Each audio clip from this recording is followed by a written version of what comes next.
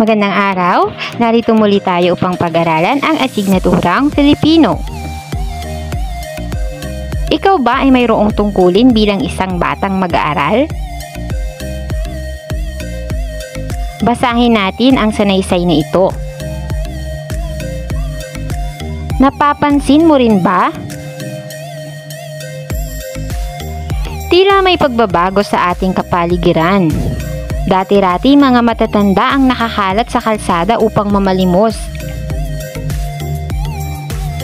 Ngunit ngayon, mga bata na rin ang makikita mo na nakakalat at nanghihingi sa mga tao. Sa bawat lansangan, may makikita kang mga batang gusgusi na sumisinghot ng rugby. May mga batang nangangalakal ng mga basura. May mga batang pumapasok sa mga fast food chain at nanghihingi ng mga pagkain sa mga naroroon. May makikita ka ring kabataan na nagsusugal habang ang iba naman ay umiinom ng alak. May mga nakatambay habang humihit-hit ng sigarilyo. Mayroon ding ilang bata na may hawak na ipinagbabawal na gamot. May mga batang kulang sa timbang at may mga sakit sa baga. May mga kabataan sa murang edad ay nagtitinda ng plastic bag at iba pang kalakal sa palengke. Bukod pa sila sa mga kargador na bata na imbes na nag-aaral ay lumaki na sa lansangan. Nasaan ang magulang ng mga batang iyan?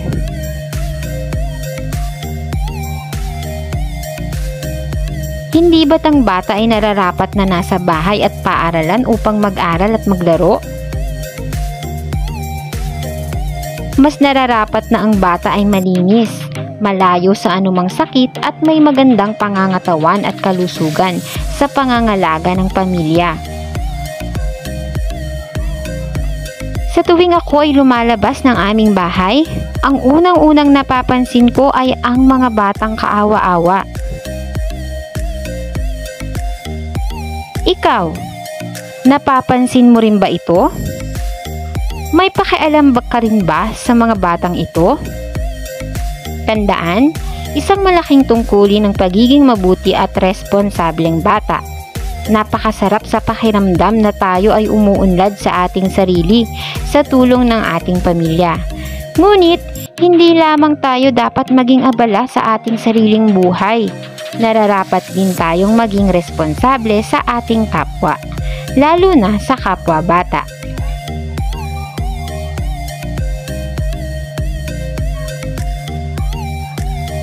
Napakaswerte mo at ikaw ay nag-aaral ngayon. May magandang paaralan, maayos na tulugan, masaganang pagkain at mapagmahal na pamilya. Hindi ba't dapat mo itong ipagpasalamat sa Diyos? Sa kabilang banda, nararapat din tayong maging mulat sa nangyayari sa ating kapaligiran. May tungkulin ka ring dapat gampanan sa ibang kabataan. At sa pamamagitan ng iyong munting pagbabahagi at pakikisangkot, maaaring may isa o dalawang bata na masagip natin mula sa kahirapan, kamangmangan at pang-uubuso ng iba. Makisangkot ka, tumulong at makibahagi ng mga bagay na mayroon ka. Saan napatutungkol ang sanaysay? Ano-ano ang mga kapansin-pansing nangyayari sa mga bata? Sa iyong palagay, bakit kaya ito nangyayari? May dapat bang sisihin sa mga bagay na ito? Sino at bakit? Ikaw, ano ang magagawa mo para makatulong sa mga batang nabanggit sa sanaysay? Magaling! Pagyamanin natin. Mga bantas. Mayroon tayong mga ginagamit na bantas sa ating pagsusulat. Ang mga ito ay ang tuldok, kuwit, tandang pananong at tandang padamdam. Ang tuldok ay ginagamit sa mga pangungusap na pautos at pasalaysay. Halimbawa, ang buhay ng tao ay mahiwaga. Nais kong kumain ng gulay para laging malusog at maganda ang buhay. Ang kuwit naman ay ginagamit sa mga salitang sunod-sunod na binabanggit o paghihiwalay. Halimbawa, ang pinuntahan ni Pope Francis ay ang Malacañang, Manila Cathedral, Universidad ng Santo Tomas, Tacloban at Luneta.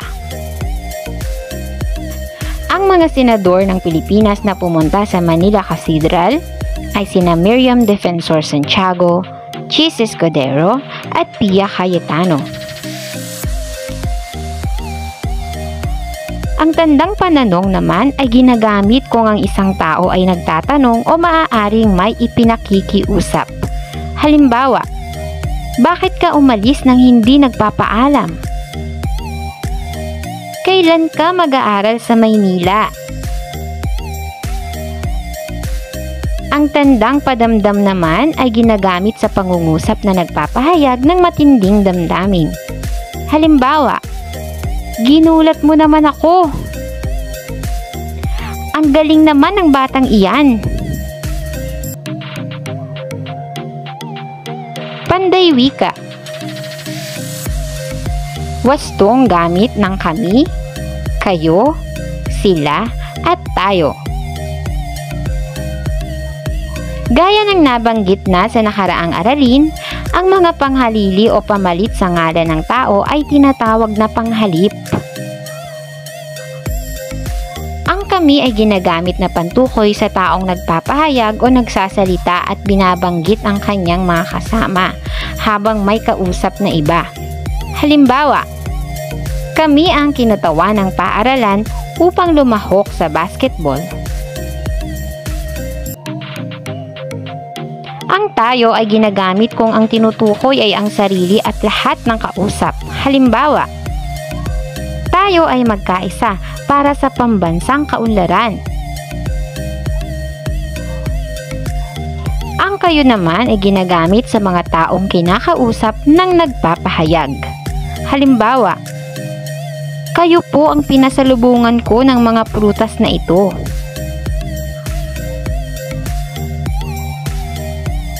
Ang sila ay tumutukoy sa mga taong pinatutungkulan o pinag-uusapan habang may kausap na iba.